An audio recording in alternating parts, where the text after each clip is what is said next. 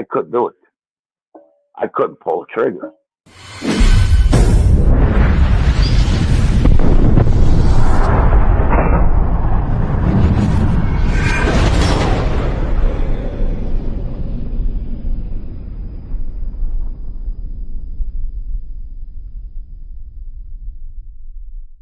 Welcome to this episode of Chatting with Stacks. I'm your host, Bill Stacks, and today I got John Palermo. Like Steve was a Mexican kid. They had no problem. As long as you earned, they didn't care. But you couldn't get into the crew, like, you know what I mean? You could. They weren't made in Chicago like New York. Made guys.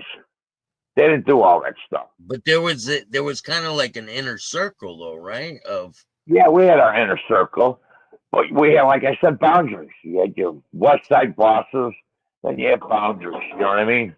You don't want to step on other people's feet. Then you have more boundaries, like the South Side crew or the North Side. You know what I mean?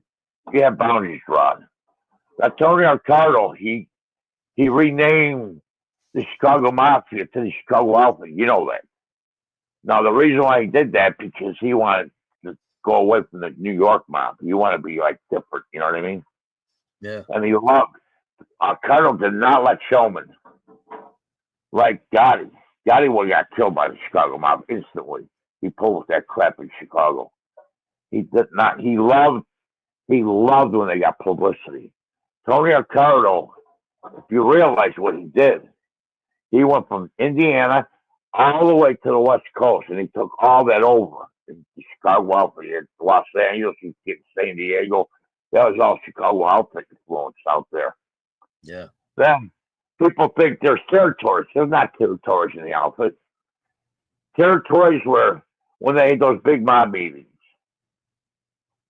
Tony Ricardo, it's online. It's in part of history. It's called a 1977 treaty. Tony Ricardo went to 5 families, and he told them, he said, "Listen, we'll stay out of Atlantic City, but you stay out of Las Vegas." That was the agreement. So they went. They went with it. Yeah. Tony Ricardo was a powerful boss. For him to keep Las Vegas for the Chicago outfit is huge. Yeah. Well, what's said about him, Tony Ricardo had more brains at breakfast than Al Capone had all day. He was just a elementary school dropout, because a lot of us back in the day, they all dropped out of grammar school. They didn't maybe entered high school and they dropped out. They were street thugs. Yeah. There was another guy you were talking about, the German. Oh, that guy's something. I met him a few times. He's just another breed of a person. You talk about psychopathic killer. This dude, I swear he would kill kids or kill a woman. I mean, he just like killing. He's like a killing machine. See, some of these gangsters are so afraid of this guy. Tony Spilotto's afraid of him. He told his family, he says, "Listen, if the German comes around here, he should lock the doors and call the police." Man. Was there a lot of guys back in the day that were like that, had that type of aura? Well, I suspect they all killed at one time. That's my suspicion. Now, getting back to collecting with Michael. Now, Michael tested me because he's trying to show me, I think, what I got to do if I belong to the crew. You know what I mean? He was taking me to the next level. So one day, I was shocked. He handed me a pistol, and he said, "Johnny, you got to take this guy out. He's not paying up. He's broke. He can't get no more money. He's just a bust out, and he's screwing with us. He borrows so much damn money from us." I was told to kill him. Okay? Now, Stacks. I went to the guy's place, his nightclub. Walked back to his office. He was walking faster to go to his desk. I knew exactly what he was doing. He was going for a weapon. So I smacked him with the pistol. I got him to his off-board knees. Stacks, I swear to God, buddy. I had my pistol, I had my barrel resting on his forehead. And I said, "You know what? This is graduation time. My apprenticeship is over. I do this, I'm in." You know what I mean? I'm in. So my gun was straight on his forehead.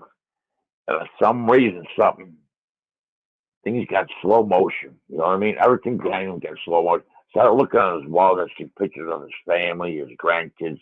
I couldn't do it. I couldn't pull the trigger. So I know Michael had the guy eventually whacked, you know what I mean?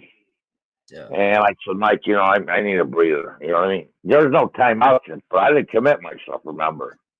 This is all agreement with me and Michael. I've been doing this if I like it, you know what I mean? So I need a minute. By the time the minute was over, they killed Michael, you know. So two of my teachers are dead, like I said. And then my stepfather came and approached me. You want me to be a cop in one of these villages, these corrupt villages. Now, this is a big story by itself. So he says, two things you can't be. I said, yeah, what's they? Can't be the chief of police and you can't be the mayor. But you can be anything you want in this village. Okay? It's how corrupt it was in Chicago. They call Illinois one of the most corrupt states in the United States, and I believe it. Yeah. Now, I said, listen, I'll try part-time if I like it.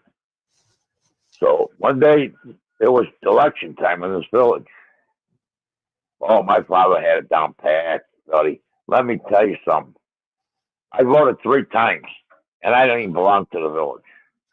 the cry in Chicago, vote often. Vote early, vote often. Yeah, vote early, vote often. Yeah. So I went back because I was supposed to guard the ballots in the closet, you know. So I open up the closet and I go, there's got to be more ballots here than there's people living in this village. He had a machine. He was stuffing the ballot boxes, guys. He had all the moving parts to his favor. So you got to figure, he got the mayor, okay, it was corrupt, obviously. He got his mayor. He's got his chief of police. He's got the village under his control. That's how it happened in Chicago, in the suburbs, you know. Who's gonna all around Chicago too, right? It wasn't just Chicago. God. I knew just the west side, just my father's stuff. Probably happened in other places, you know what I mean? I'm gonna stick to stuff I do know because I don't embellish stuff, and I'm not gonna speculate what other people do. My story's short, but it is unique. Okay, and I tell you something, it was gut wrenching writing my book.